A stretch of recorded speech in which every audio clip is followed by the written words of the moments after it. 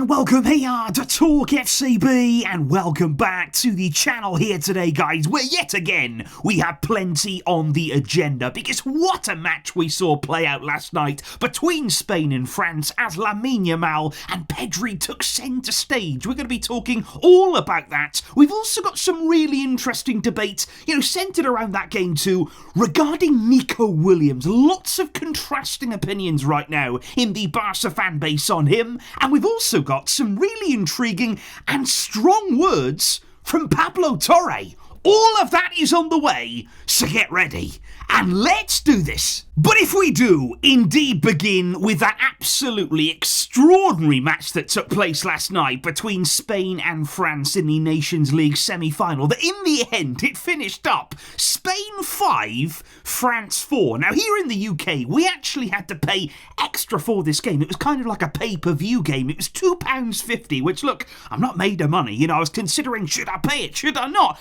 I did, and I've got to say, it is the best £2.50 I have ever spent in my life. That was pure drama, pure entertainment. And it's interesting, isn't it, that so many of these Barcelona players involved here with the Spanish national team, and you get this exciting football, you get these exciting matches just like we are seeing. Barca always have an effect here on the national team. It's something that keeps happening year upon year upon year. And Pedri last night, he was absolutely phenomenal, I thought, there. And look at the goal that he scored. I absolutely love the way that the assist from Nico Williams, it's actually slightly behind Pedri. It's actually there towards the back of him, but he just drags the ball. He really carries it there in his stride. It's absolute poetry from Pedri, and then he just slots it past the goalkeeper. That was a wonderful goal, and like I say, wonderful performance from him. And again, guys, just notice that when he went off, around the 65-minute mark, everything changed for Spain in terms there of the grip they had on the game, in terms of the control and the way they're able to move the ball around. Pedri influences so much, whether it be in the Spanish team, in the Barca team. When he's not there, you really, really do notice him. And Pedri, like I say, such a good performance, such an incredible season from him,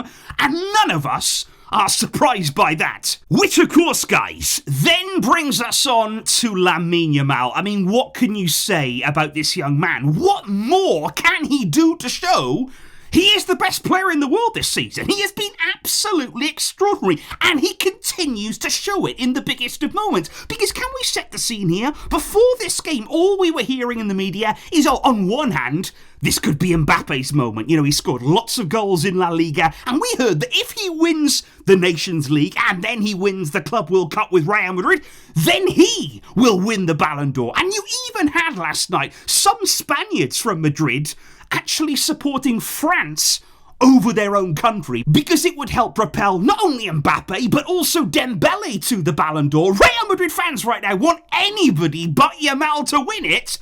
But look what happened again. This young man takes centre stage. He makes that stage his own. And I mean, the goals that he scored, absolutely phenomenal. His overall game, as we know, is outstanding. And I love the fact that he stepped up and took a penalty. It was a big point in the game. It was an important moment there. And for a 17-year-old player on that kind of stage to pick up the ball and say, look, I'm having this. I've got it. And then he just buries the penalty. And this is interesting as well, because what we are hearing in the media is that next season, Yamal wants more responsibility at Barca. He'd like to start taking a few penalties. He'd also like to start practicing there and really working on the free kicks as well. And he wants more and more and more of an influence on this team, and he will get it. I've got no doubt about that. And the second goal as well, fantastic goal there. Showcases a lot of strength, a lot of desire there to get to the ball, to play it then across the goalkeeper.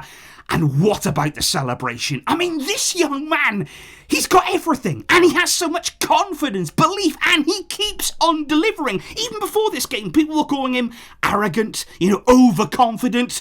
And then look, every single time he silences any critics that are out there. How can you criticise this young man? What he's doing? It's extraordinary! However though, guys, make no mistake about it, one of the other real standout performances from yesterday's game there for Spain, it would have to be Nico Williams. Yet again, he showcased what he's all about, exactly what he has in his locker. And I think that's really prompted the question even more so now, because over the past few days we've been talking a lot about the left wing. We've been talking about Luis Diaz, we've been talking about Marcus Rashford. Yesterday we spoke there about Ademola Lookman, and many people have been saying, okay, those are interesting options, they're all very, very good players.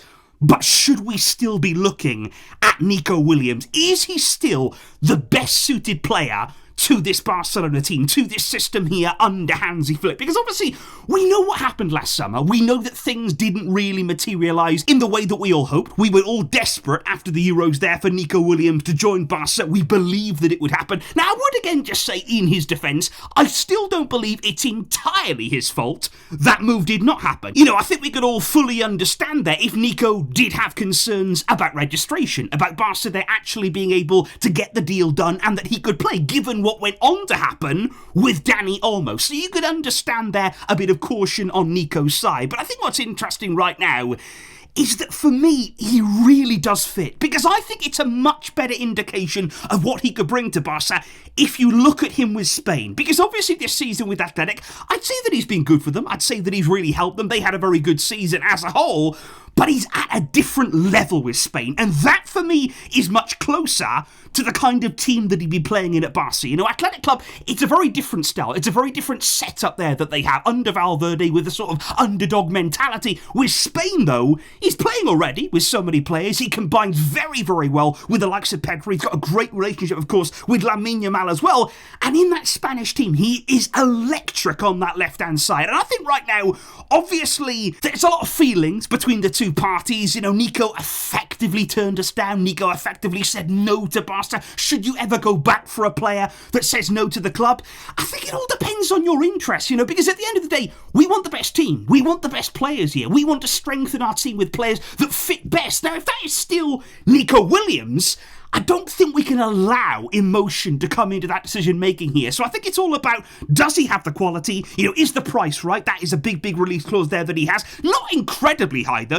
We're talking about maybe paying more for Luis Diaz. So I think Nico Williams, he is affordable. He is within budget. And maybe, just maybe, we shouldn't completely rule him out as of this moment, guys. But would you share that sentiment there on Nico Williams? That's something to let me know. But I think right now, guys, aside from all of that incredible game with Spain, I really also just want to talk to you here today about these words from Pablo Torre, because I think that was the one player throughout last season who you looked at and thought, okay, how is he feeling?